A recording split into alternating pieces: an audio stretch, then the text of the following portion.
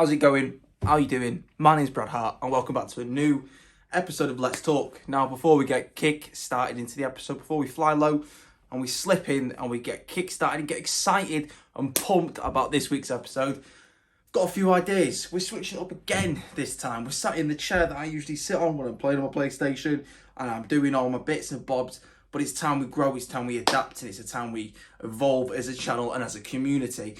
And I've recently, as I've spoke about, ordered a microphone and some studio lighting. That's on its way, it's coming. I'm going to probably be ordering a backdrop just for behind me here.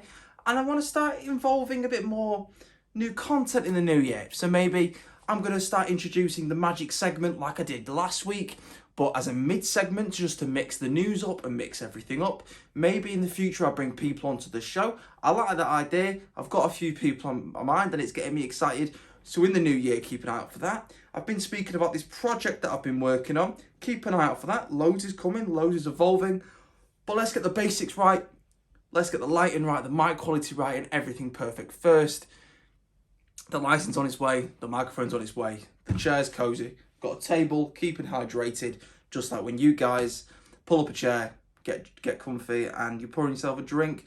Because, you know, if you're not comfy, I'm not comfy, and if I'm not comfy, you're not comfy, and it's all about the community and getting this going. So do me a favour, pretty please. As I always say every week, pull yourself up a chair, grab yourself a drink, and welcome back to another episode of Let's Talk.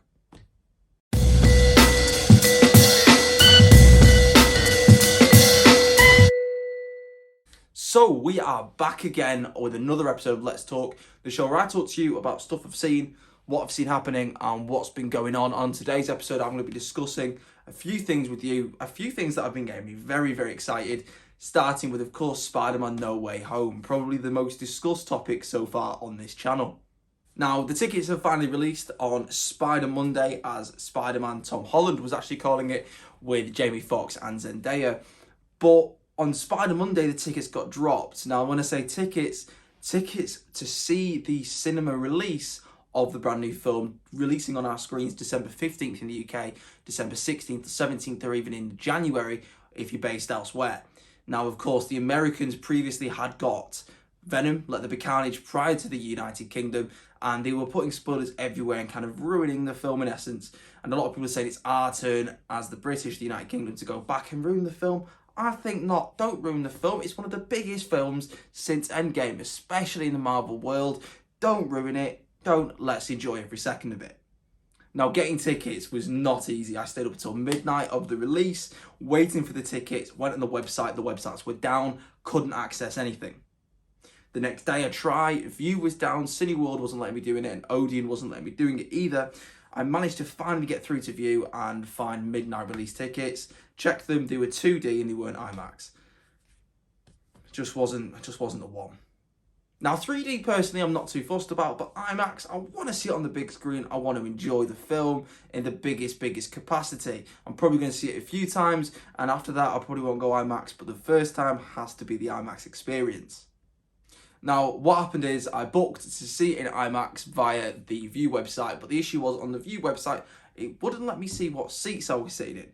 And on the View app, it wouldn't let me actually press the button book because everything was glitching and bugging out. I've got an itchy head. So I had to use both of them to figure out where I was going to be sitting. I eventually booked them on the View website, and now I've got tickets for a 11:30 showing, and I'm so excited. I can't wait to see the film and just see what's going to happen. And before you ask, I'm not going to be rocking up there like this, doing all the Spider-Man 3 stuff. I am going to be going nice bit. When I'm buying a Spider-Man t-shirt, come on, I'm getting excited. I was going to think I could put the leotard, the spandex on, but I thought it'd be a bit too tight and I'd probably scare a few fans away from the cinema. In the other world of Marvel, we've recently had the release of Hawkeye. 2 episodes have dropped on Disney+, which I've personally really been enjoying. Kind of a different take to what we've had on with Wanda and Loki. It's kind of this weird kind of Christmassy themed Marvel job, which I really do like. Feels very light-hearted, apart from the fact that it's based in Queens, New York, most of it, and we've not seen Spider-Man across the screen yet, and I'm excited to see Spider-Man swinging across because that'd be really cool. I don't know if we're going to see it, but I'm really liking the introduction of the characters, Hawkeye's dynamic, addressing Ronan in, of course, Infinity War, and Endgame, and addressing this character that we didn't really have much basis around with Hawkeye and his kind of dark alter ego as Ronin and kind of the repercussions of his activities during these films. Of course, Hawkeye was based 2 years after the events of Endgame, and a lot has happened in that time. And it's really good to see the evolution of such a character we've seen very little of, even going back to Avengers Assemble. You know, we've seen very little of the character because he's been kind of an under-market character, and you find it quite funny because everyone's got these really high-tech suits, and then he's still got no sleeves. Like, come on with me, like, he's pinging arrows at bleeding aliens, right? And he's not got any suits. Now, apparently he never misses a shot, which I find quite interesting because it makes me want to see him miss a shot. The opening scene was fantastic. We saw this new perspective of the first Avengers film, which I really remember watching as a young kid. And we saw this new perspective from someone else's view of Hawkeye fighting everyone. And it was really cool to see the alternative aspect of it.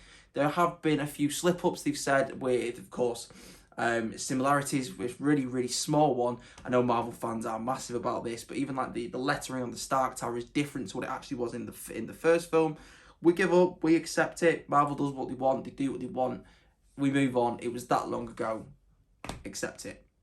But if you can get over the minor details, you can get over the minor bugs.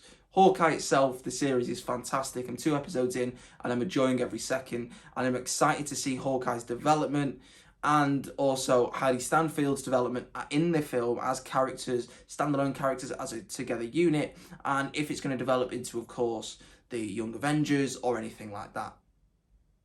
Now, taking a step away from the Marvel superhero world and into the gaming world, we've been recently treated with Warzone Pacific's trailer. A trailer which is actually showing the new Warzone map. Now, for those of you who don't know, Call of Duty, the first-person shooter, has been a hit for many years in constant competition with Battlefield. Since the introduction of Battle Royale-based games such as Fortnite and, of course, PUBG, these type of games have blown up the market and people love jumping into large-scale warfare and having it out with their friends.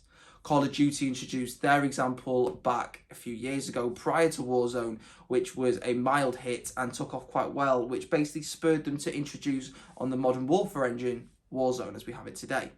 Warzone has then been running on the Verdansk map, mainly as the actual main BR mode, and we've had a few map upgrades, we've had nukes, we've had this, we've had a few buildings fall down, but now we've had the biggest evolvement and the biggest change, we've had the Pacific map be made. Refreshing. Now, I actually was very daft that I didn't know about Warzone back in 2019 in the midst of lockdown when I had a PlayStation 4, which I should have known it because I would have been on it all the time. But Warzone now is probably my favourite game, and I absolutely love playing on my PS5 and playing it all the time. Now, with the introduction of the new map, it's going to open up a lot more because a lot of people thought Call of Duty Warzone had died off. People have played it for years, played the maps, the guns are not really evolving, and we're not feeling much involvement. Now, a big change as well is it's going to be running on a different engine. It's going to be running on the Call of Duty Vanguard engine. I recently had a go at playing Vanguard on the free multiplayer demo and I absolutely loved it. It was fantastic. The Cold War engine was awful. I personally didn't like it. Modern Warfare, which is what Warzone's currently running on, felt smooth. Everything was, fluent and wasn't jolting. And then the Vanguard is very similar, but I just feel like it's that extra high gen. It's that higher bit, it's that better performance, higher graphics, and that's what I'm excited to see in the Warzone map. But then we've also got to think the introduction of the Vanguard guns into this world. How's this going to change everything? How's this going to take? And how's it going to make it, develop? Is the introduction of these World War guns going to be as powerful, where you can have 10 attachments compared to the 4 or 5 you can have on Warzone? How are they going to balance it? How are they going to do it? Many say they're going to have 2 different modes, but I'm excited to see what's going to happen next. Now, I'd like to end the video like this. When I first started the channel, I was actually taking part in a white-collar charity boxing match based around Stoke area for Cancer Research UK. I have since picked this back up again. I was basically set to be fighting for around the November time. There was a few complications. I'd injured my neck. I couldn't get tickets for my family.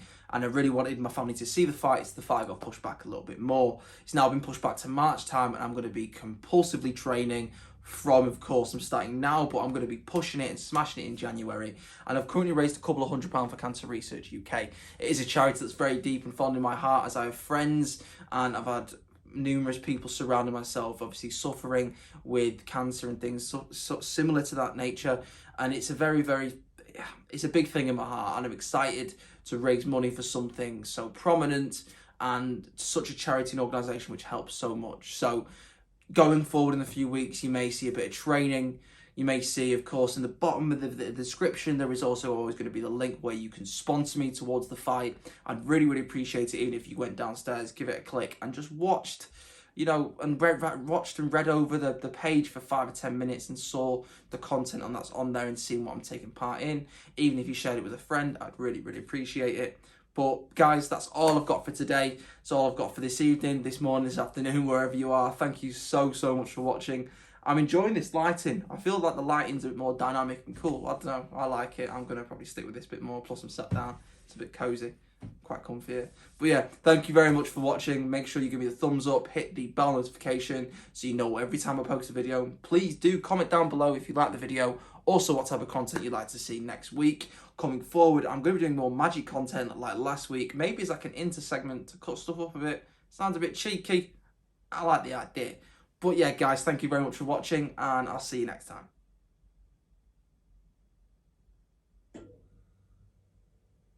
My fridge just turned on.